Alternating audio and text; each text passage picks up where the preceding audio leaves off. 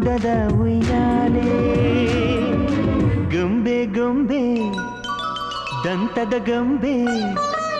ಹೆಜ್ಜೆ ಇಟ್ಟರೆ ನವಿಲಂತೆ ತುಟಿ ತೆರೆದರೆ ಗಿಣಿಯಂತೆ ಆ ನಡೆ ಚಂದ ಆ ನುಡಿ ಚಂದ ಆ ನಗು ಚಂದ ಆ ಗುಣ ಚಂದ ಯಾರೇ